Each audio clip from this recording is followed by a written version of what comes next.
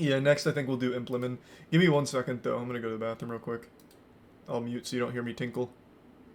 I'm back. The fuck is this setup? I'm in a log cabin, man. I'll be in a log cabin tomorrow, too. Our prosthetic penises against toss. Yeah. This is carbonated brown sugar water. No Top Gear. And this is Coca-Cola. To an impartial observer, these two products may seem identical. But in the world of business, this little red can makes all the difference. I've never had just brown sugar water before. It's so gargantuan that even mentioning it feels redundant. Their logo is about as recognizable as the sun, the moon, and the stars. Across the history of human commerce, no other company even comes close to their longevity and scope. Their product is available in so many markets that it's far easier to list the places that don't sell it. The Coke empire has penetrated all corners of the earth, and even a little bit beyond that. They are the envy of the business world, architects of the single most valuable brand that society has ever known. When running a company, it's easy to believe that branding is everything. Take away this red and white label, and what exactly do you have left? Sewage. It's tempting to consider whether you could sell someone anything as long as it's behind those same familiar colors they know and love. 40 years ago, Coca-Cola was thinking the very same thing, and nearly paid the ultimate price. In my last video, I talked about Mac Tonight, the most successful ad campaign that McDonald's ever ran. The character was a spiritual successor to Mac's Headroom, a memorable mascot for Coca-Cola which showed up on television at around the same time. Max Headroom was truly a bizarre character. The only thing I remember from Max Headroom was that famous hack where the Max Headroom took over the radio waves or something, or took over a TV channel for like an hour or something. What was the story there? Someone dressed in a Max Headroom thing took over a local station and he was never caught. It was 30 seconds. Oh, it wasn't even an hour. Oh. He showed his ass. Man, what the fuck? I don't think he showed his ass. He did? He spanked his bare ass on TV. What? I don't remember that at all. How is that like the one thing I don't remember from that? He really spanked his own ass? Huh. What do you know? Yeah, I don't remember that. I just remember him like taking it over and he was going... That's all I remember. I didn't know he fucking spanked himself. Bitter rival Pepsi Cola has spent the past several decades slowly chipping away at Coke's dominant market share of the beverage industry. By 1985, Pepsi was on the verge of the unthinkable, overtaking Coke as the leading cola brand. The consumer market on which Coke had built their empire was rapidly changing. The health risks of soda were starting to be scrutinized, and aging customers had begun switching to low-calorie options like diet colas. This demographic shift meant that future sales of Coke's flagship product would have to rely on the younger generation, a generation who tended to prefer Pepsi. By the 80s, Pepsi had already started outselling Coke in supermarkets. So I'm pretty sure, I think the stat is what, Pepsi dominates in the North, Coke dominates in the South, right? Because I never met anyone besides my dad that liked Pepsi more. Because my dad loves Diet Pepsi. If you preferred Pepsi, you're literally not human. I get the appeal. Pepsi is a less flavorful Coke. It's like a more watered down Coke. So it's for people that don't really like the intensity of Coke, I would guess. But they taste pretty incredibly close. It's just a matter of like how strong you want it, if you ask me. Like when you drink them back to back, you can really taste the difference. We did it on a tier list like a year ago. No, they really do. Pepsi is just a lighter Coke. But I know Pepsi is much more popular up north than it is in the South. So it always surprises me to hear that Pepsi was ever even competitive, but that's because I grew up in Florida. But I do know Pepsi owns more things than Coke outside of the beverage, right? Doesn't Pepsi Cola own like the majority of snacks? Like most of the snack foods are Pepsi Cola owned? You know, I'll just look it up right now. I mean, I'm on the fucking computer. I'm pretty sure Pepsi Cola owns like almost as much as Nestle does in terms of those kinds of companies. Largest PepsiCo brands based on 2009. Well, here's like a really good list of just like their big heavy hitters. Mountain Dew, Lay's. Wait, PepsiCo owns Gatorade? I thought Coke owned Gatorade. Doritos, Lipton, Cheetos, all the Quaker foods, so that's all of your bars and shit. Coke owns Power... Who the fuck drinks Powerade? Is Powerade still around? Does that still exist? But yeah, PepsiCo I think owns more than Coke. I still think Coke brings in more money though. Powerade ain't that bad, you cucks. But why get a Power... Just get like a fucking Gatorade or something if you're like that desperate. Why choose Powerade? That's like walking by every water brand and choosing Aquafina or Dasani. It's like, doesn't compute. Coke controlled an estimated...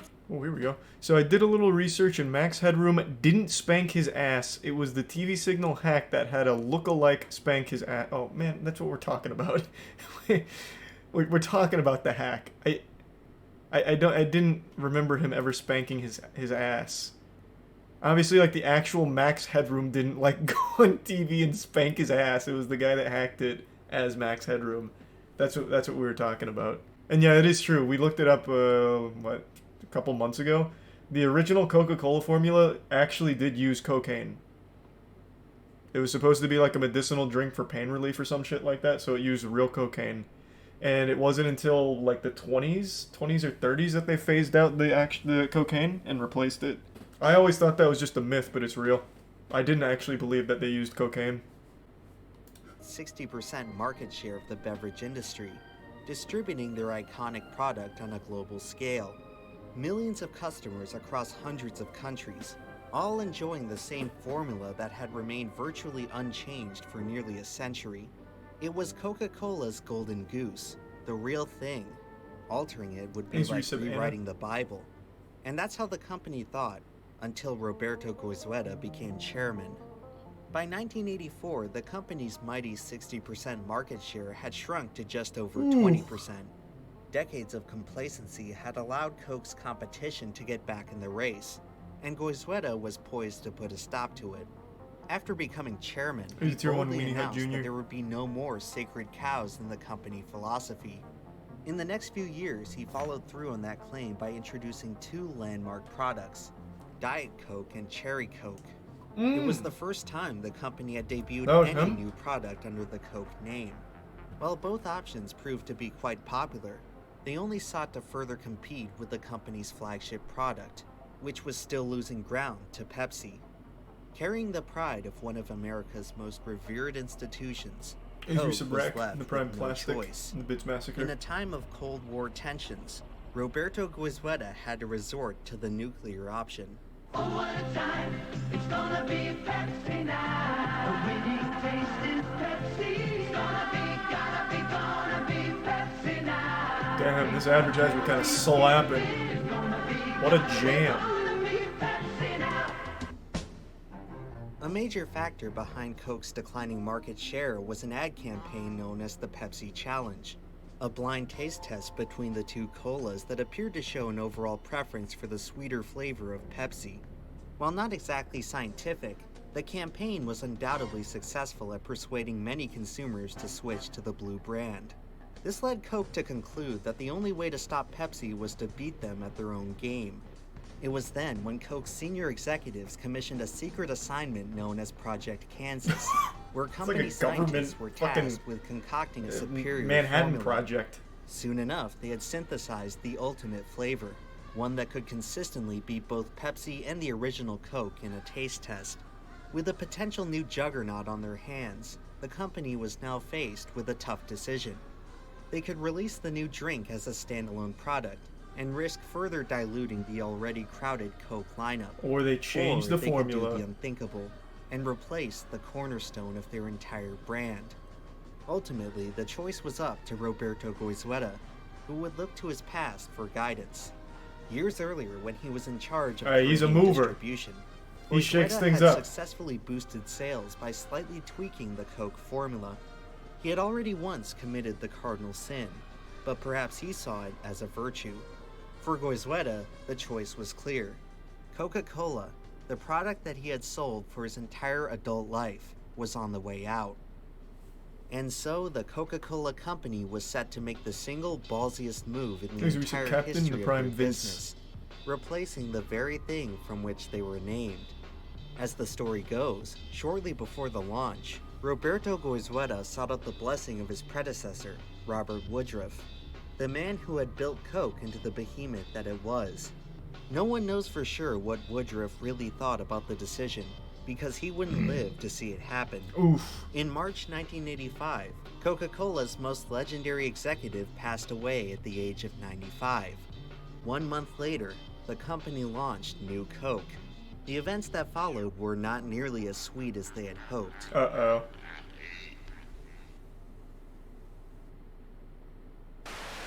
Coca-Cola is a pretty big J. company. Jonah Jameson? Buying one of their products really isn't gonna matter one way or the other. Where your purchase can matter is through a business like Bespoke Post. They're a subscription box service that helps out small Pibb is brands from all goated. across America. Each Mr. month, Pibb's they offer a fine, variety I of guess. premium goods ranging from outdoor, homeware, clothing, and more. Just fill out the online quiz and Text, give me discover 1 sec. which of these exciting new products may be right for you. Previously, they've helped me accomplish my dream of climbing the tallest mountain in Florida. Thanks to the spacious comfort of the Weekender travel bag, I was able to conquer the entire 15 feet of elevation. Now, they've agreed to sponsor my new dream of dominating the beverage industry. Luckily for me, Bespoke offers a variety of liquid refreshment options, and unlike other subscription services, you don't have to worry Root about beer your order I fucking hate falling root beer. flat. I'll tell you right Bespoke now, I makes just fucking sure hate you root beer. get the real thing. Thanks for resub, Each Scooby. month, you can preview your box, and if you don't like what you see, you can either swap it with something else or skip the month entirely for no charge. Yeah, I just don't like it. I For just my don't like brewing root beer. purposes, I use the cast box Never to have. help me reach the bottom of the barrel in nutritional value. Now it's just a matter of adding my proprietary secret ingredients, and voila! It's my sugary addictive drink of the future. I think I'll call it Emp Energy. So visit bespokepost.com/EmpLemon and use code EmpLemon at checkout for 20% off your first Thanks, box. Prime Mr. Steele. And get started on creating your own secret formula. Oh, and no need to worry about Emp Energy. I'm sure that this fan-favorite flavor isn't going away anytime soon. Thanks for resub, CTR. Simply stated, my friends, we have a new formula for Coke. Yeah! Whee! Well, the Oh my real god, wait, this thing was is in- 1985? Wait, that wasn't that long ago, like, relatively speaking. I thought this was gonna be, like, much earlier. I guess that didn't hit me till right now. 1985 is kind of, like, late into the game to change the For a formula. real change these days, Coca-Cola is altering its 99-year-old Thanks, secret Gustavo. recipe. On April 23rd, 1985, The New recent Coke Pablo. was rolled out nationwide. Over the next 2 weeks, the remaining supply of the original formula would be phased out of supermarkets and restaurants. The change was paired with an immediate Bill new Cosby! marketing campaign from company spokesman Bill Cosby. Initial sales of the product aged appeared very well. promising. Early data I love from this new select formula. markets were in line with projections. Really hides Roberto the Goizueta drugs. confidently Yes, stood by his no new more product, pudding. already touting his decision as a success. The celebration was a tad premature, however, as trouble was brewing beneath Coke's triumphant hubris. Soon afterward, the company would find themselves struggling to stay afloat in a tidal wave of backlash, one that spawned right in their own backyard. Thanks, Prime. Your big potato and the resub got your back in Maddie. Across its entire operational history, We're in Texas right now. Coca-Cola has So I'm been in a log cabin. headquartered in or near Atlanta, Georgia, the heart of the American South. It's a part of the country which prides itself on a distinct regional identity, one that often runs contrary to the rest of the U.S. For generations, many Southerners considered Coca-Cola as hallowed as barbecue in college See, football. I told you, Coke was always big in the It is their bona South. fide beverage of Much choice, more than Pepsi. so much so that to this very day, the prevailing sentiment in the South was one of abject betrayal. For many, it represented yet another pillar of Southern tradition that had been surrendered to the What? Yankees. What? Announcing the product smack dab in the middle of New York City certainly Okay. didn't help this perception. How does that make With any the change, sense? Coke had effectively alienated their most die-hard supporters. Emotions among the former faithful ranged from indignant to irate. More than 40,000 letters of protest quickly piled up in Coca-Cola's office mailbox. The Coke hotline was inundated with thousands of distraught callers per day. A company hired psychiatrists to listen in to some of the messages observed some customers acting as if they had lost a family member.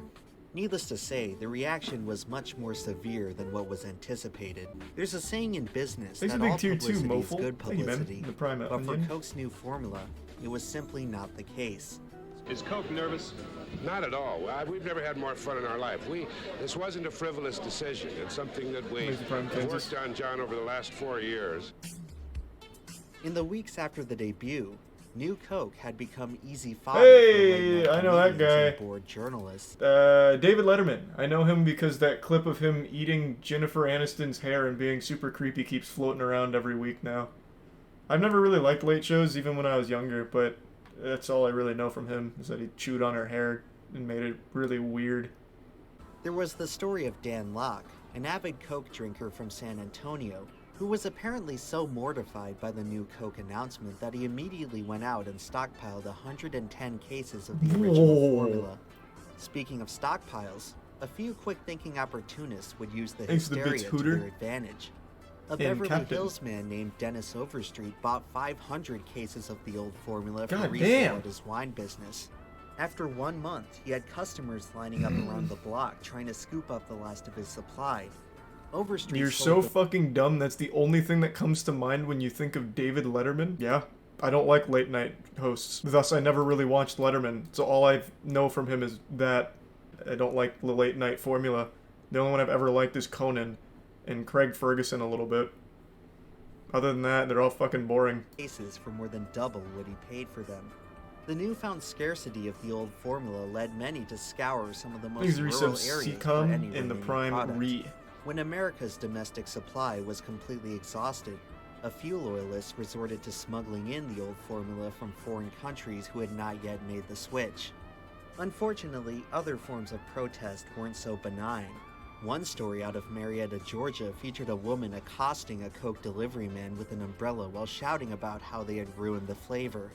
But by far, the delivery driver made the formula himself, actually. Was a Seattle man by the name of Gay Mullins, who would use $100,000 of his own money to found a new organization for enemies of the new formula. What? What does that mean? The old cola drinkers of America would declare war against New Coke. He made his own militia? Battle tactics included selling anti-New Coke merchandise, spamming the hotline with complaints, and organizing mass protests which dumped gallons of New Coke into the local sewer.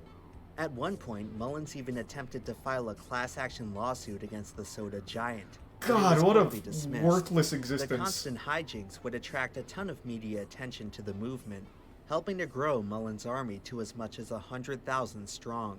For as much as Coke tried to salvage the image of their new product, the American public was sticking to their own narrative. It was only a matter of time before everyone saw New Coke as the most despised beverage in the nation.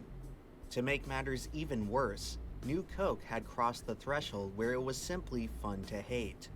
During a baseball game at Houston's Astrodome, the crowd in attendance would infamously erupt in boos. All this over a soft drink. I don't like it the way it tastes. I'm suing. By this point, the backlash had far exceeded just a few oddballs. That's like the most American shit ever. It resembled a full-fledged cultural event.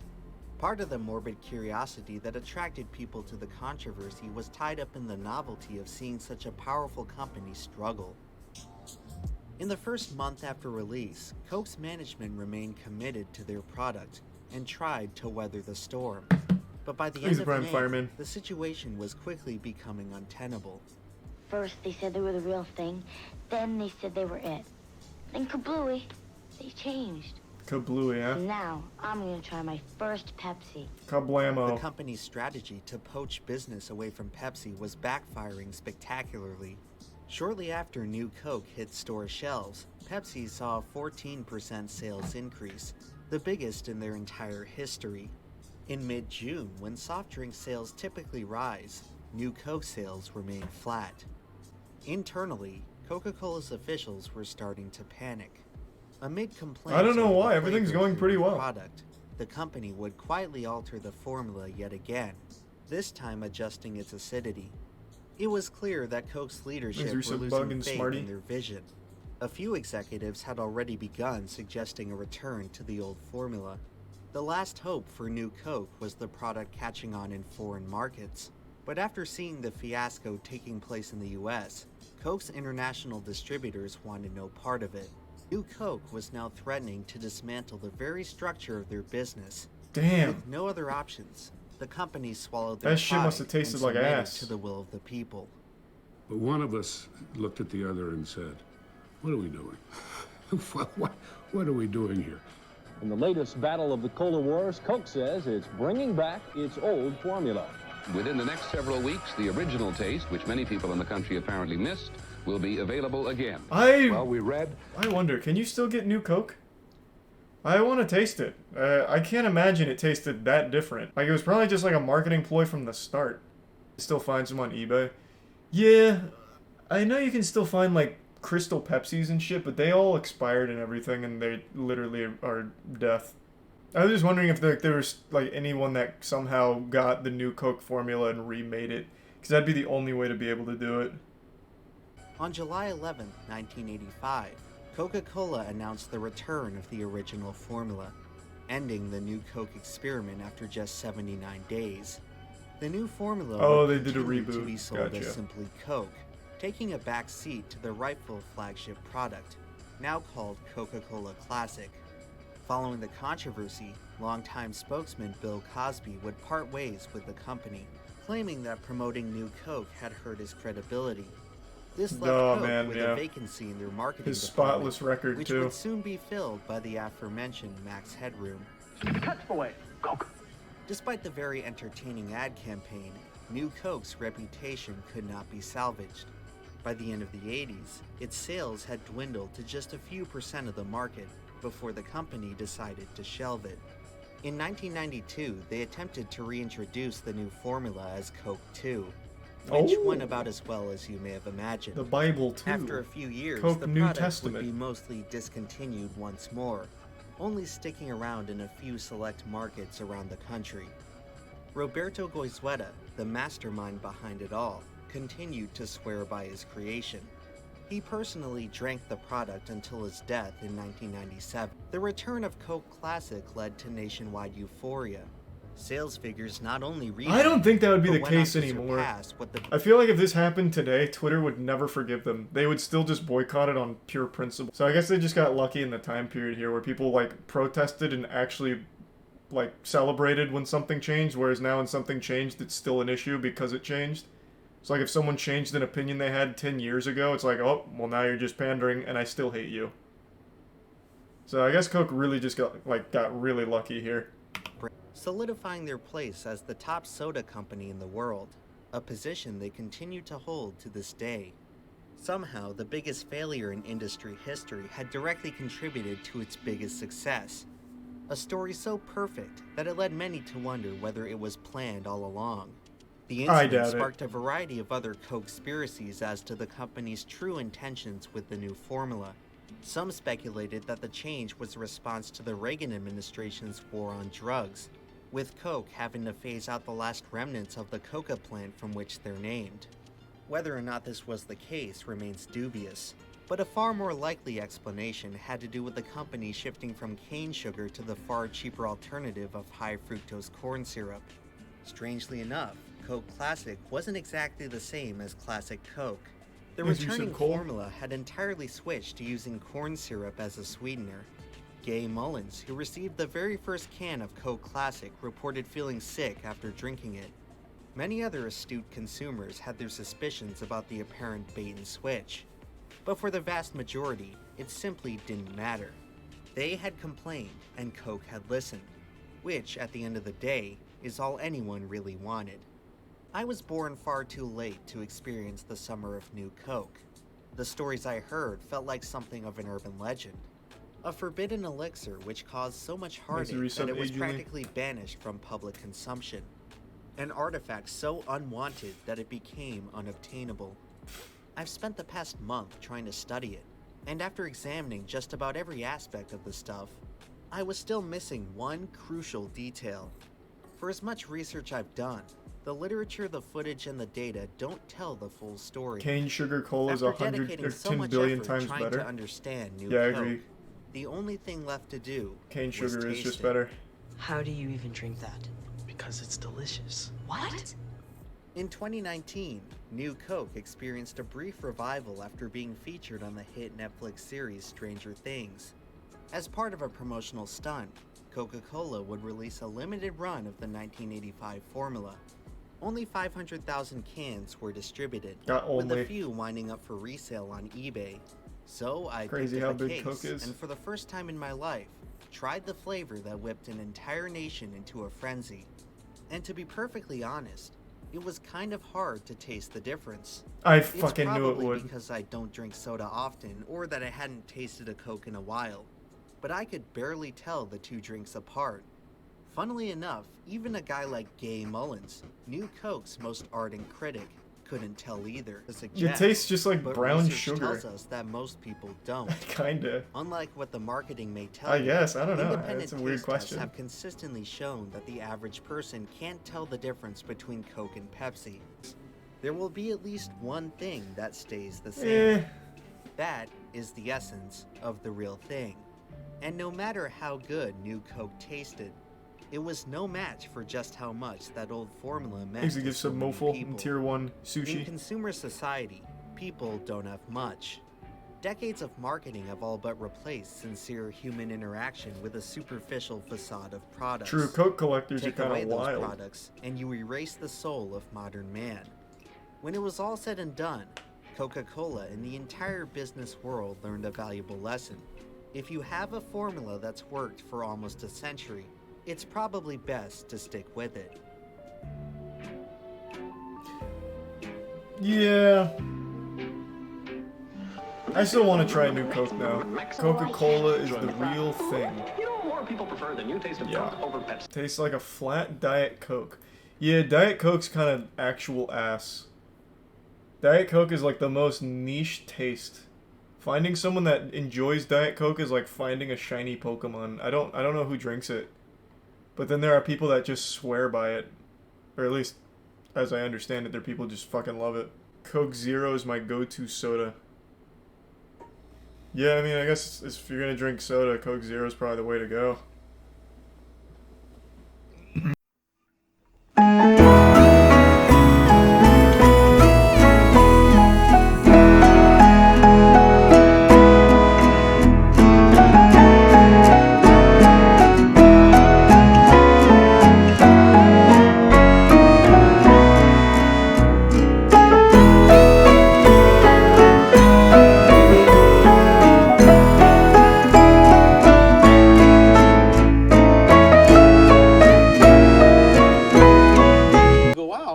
Probably swarmed by people, overwhelmed by people wanting to come up and visit with you and be with you and take your picture and stuff?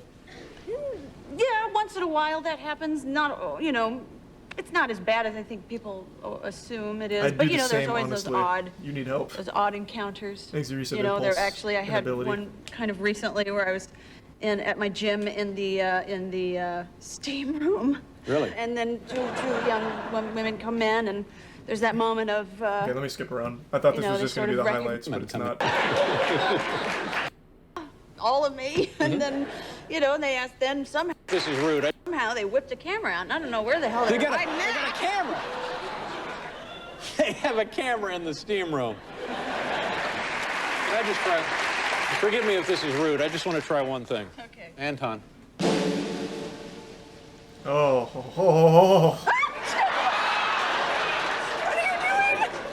Oh, yeah. Come on, David. What are you doing? Yeah.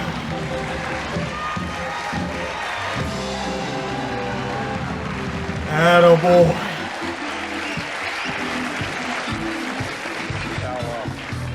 Yeah, this is pretty much all I know of David Letterman.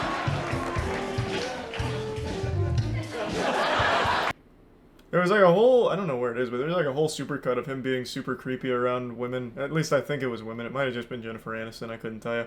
That's all I think of anytime he ever pops up on anything now. Why are people obsessed with Diet Coke? Jesus, we're really on the Coke train. Is there really like a documentary on it? God, Jesus Christ. Last fucking Coke-related video, but give me 1 second. Alright, why people are obsessed with Diet Coke? Because they're fucking psychopaths. There is a bizarre number of people online claiming to be straight up addicted to Diet Coke. What? Addicted to Diet Coke. Why? How? It's like being addicted to sitting on a cactus. What started as an occasional trip to the vending machine became a 4 to 5 can a day habit. Outside of short-lived attempts to quit, I haven't gone a single day without diet soda in more than 7 years. Holy shit. Diet soda seems so innocent. I didn't do drugs or smoke, and I hardly ever drank alcohol. Soda was my one and only vice, and didn't everyone deserve to have one of those? Vices are the work of the devil. The devil, you fool. Seems so innocent. You invited evil inside of you.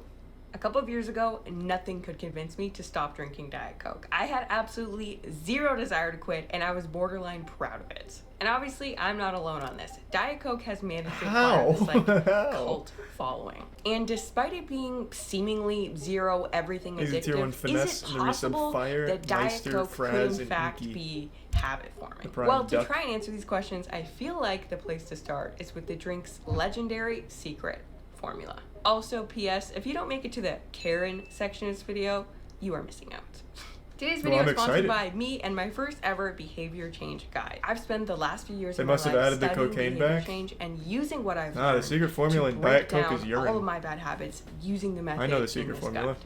Eating healthier, and even getting more consistent at the gym. It comes with a guide, exercises, and printable workbook that will hopefully help you discover why you do what you do and how to stop doing things that are making you unhappy. So if you have bad habits you want to break or you just want to support the channel, click the link in the description box to check out the video and get your guide. And back to the video. The world premiere of Diet Coke. Hey! Oh wow. Just for the taste of it. God damn. Once upon a time, the I want to answer get a to Diet the Coke question, now. why is Coke so addictive, was simple.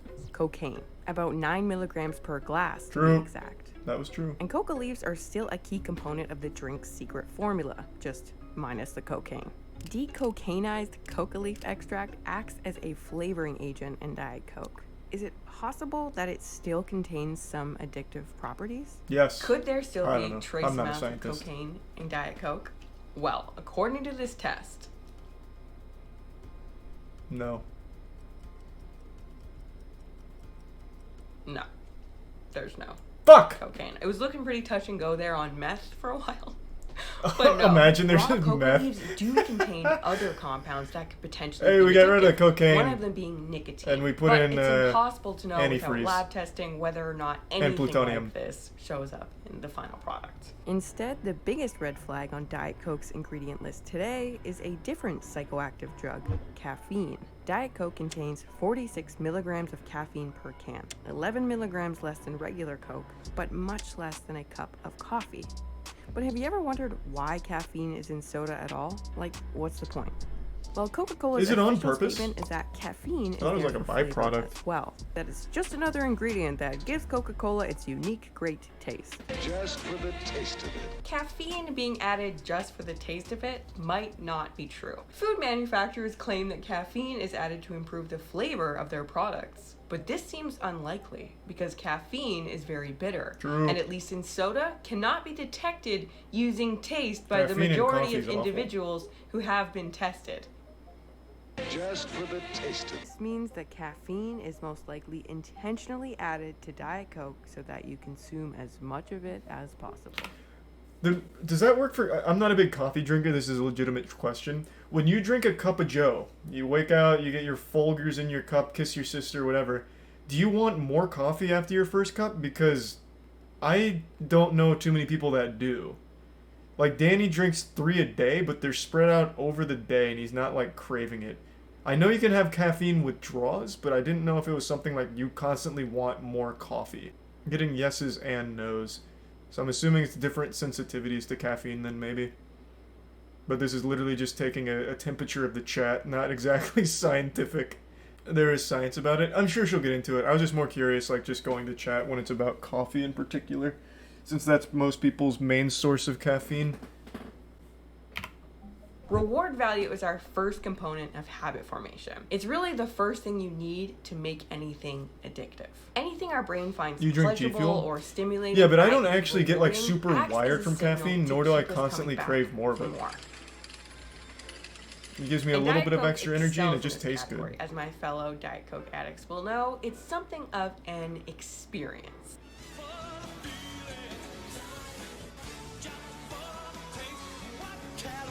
There's a satisfying pop and fizz of a freshly cracked can.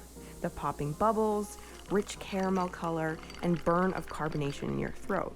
And of course, that distinct spicy and sweet flavor. Like Diet Coke is so aggressive for that reason.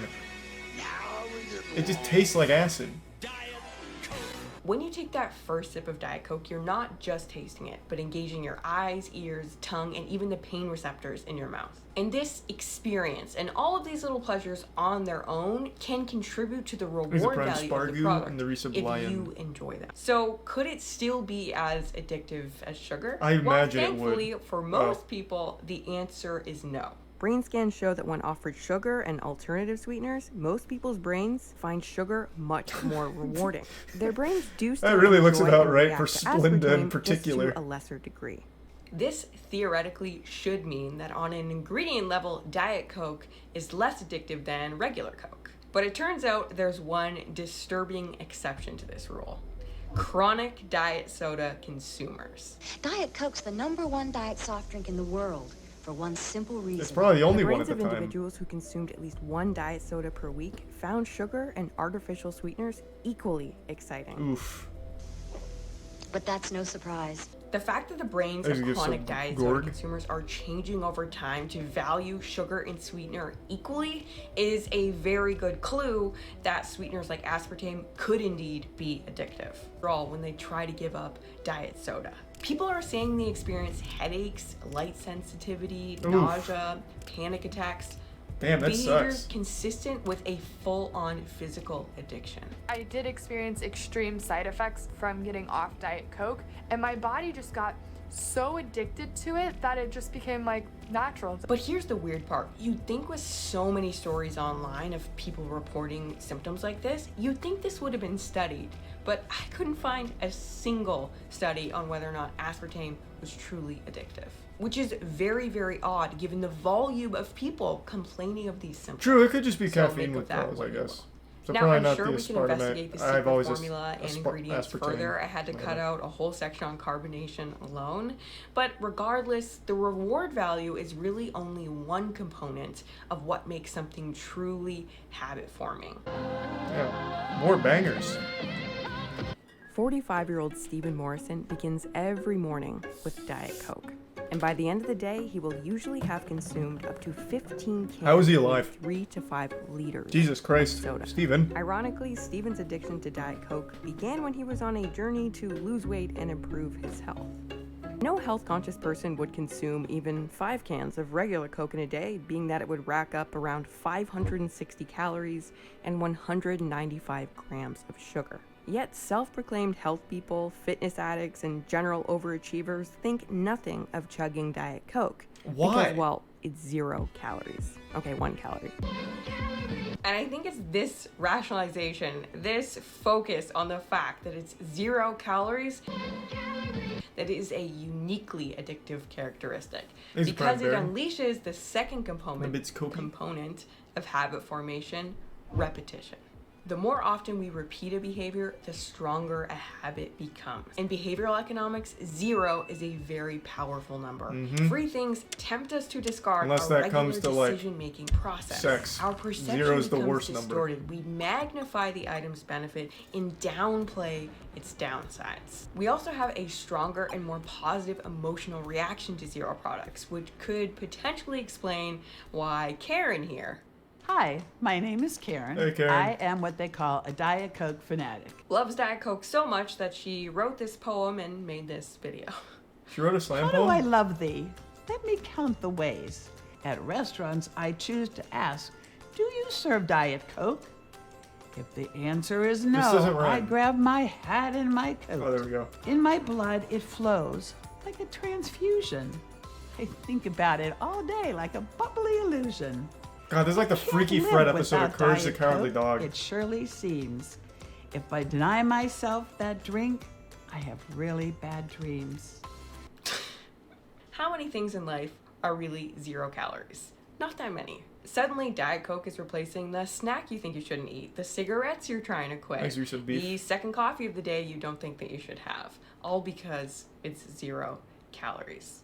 The world is already consuming about 1.9 billion servings of Coca-Cola each and every day. That's pretty But apparently good. this is not enough. In 2012, Todd Putman, a former Coke executive turned whistleblower, stepped forward with disturbing information about Coke's aggressive sales goals.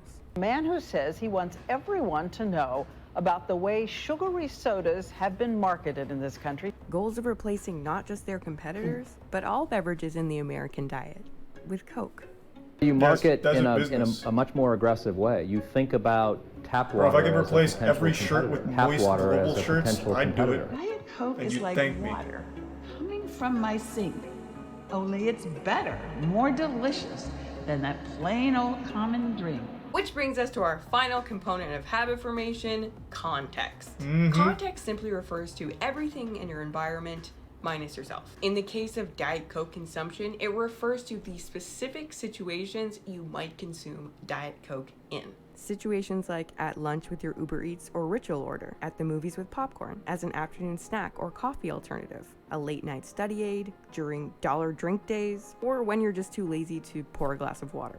Successful products. How could you possibly be too lazy for that? Everyday It's equal effort. And moments that Getting a make can up of our Coke lives, and pouring and water. then they stay there Same effort. thanks to our habits. Rewarding behavior, repeating it in a stable context or situation that is unlikely to change is the recipe for a very strong habit. Once a habit has been established, it's unlikely to change unless the situation context itself changes. Which is why you may have noticed that you probably order the same drink, maybe Diet Coke, at restaurants for the last 15 years. Because what makes a habit truly a habit is the fact that it's an automatic, non-conscious reaction. AKA, we're not choosing at all. We are repeating the same behavior based on the cues in the environment and based on our previous actions. And this is how you spend 60 plus years of your life drinking 1, 2, 3, 4 more Diet Cokes every single day. Anyway, I hope you guys enjoyed the video. This is by no means an exhaustive list of what makes Diet Coke addictive. I feel like this would apply to more than just Diet Coke, though, right? Also, I'm using the term addictive, like, you know, garden variety addictive, not like clinically addictive. But yeah, hope you guys enjoyed it, and I will see you in the next one. Also, check out my guide. Link is in the description box, and thanks again for watching. Thanks for Subtastics in the prime green. Yeah, I feel like they would... Ass. Part 1's aggressive. I feel like that would apply to more than just Diet Coke. That was good, though. More based around the psychology. Yeah. I think that would work for pretty much anything. Addictions are pretty easy to form. Diet Coke less than Mountain Dew. Well, yeah, I think Diet Coke sucks. Pretty much anything can be habit forming. Yeah. I think I'd go further and say genuinely anything can be habit forming. Anything that you can do consistently can be a habit forming activity. The only thing that can't be like habit forming is shit that you can only do once or twice ever. Like watching a solar eclipse. Like things that are beyond your control. Why? Joe Rogan is not dead. God damn it. Oh. I see why you're saying... now I see why you're saying Joe Rogan. What could this possibly tell me that we didn't just learn? Viper is a rapper that has released 1,500 albums. He makes some of the worst music I've ever heard. He also owns a moving company. There's a great video on him by Gatsu called Viper, the Story You Never Knew. Viper also smokes crack, like legitimately smokes crack. That was one of the most disrespectful things I've ever read about an artist. A, you sold him short. Viper has released over 2,000 full-length albums. And B, he doesn't make some of the worst music ever made. Have you not heard You'll Cowards Don't Even Smoke Crack? Bro, Viper only produces hits. He's still making music though. Yeah, I think he still makes like 2 albums a week. Like he's still on the... A lot of those songs on the album though are just genuinely like weird noises that Viper accidentally recorded through like FL Studio though. So some of them you can't even really call like music. More so just like happy little accidents. Hey, Jubilee refugees. Sorry to hear X is watching Jubilee. You know, but welcome. Reacting or commentating on someone else's video as part of a critique falls under fair use.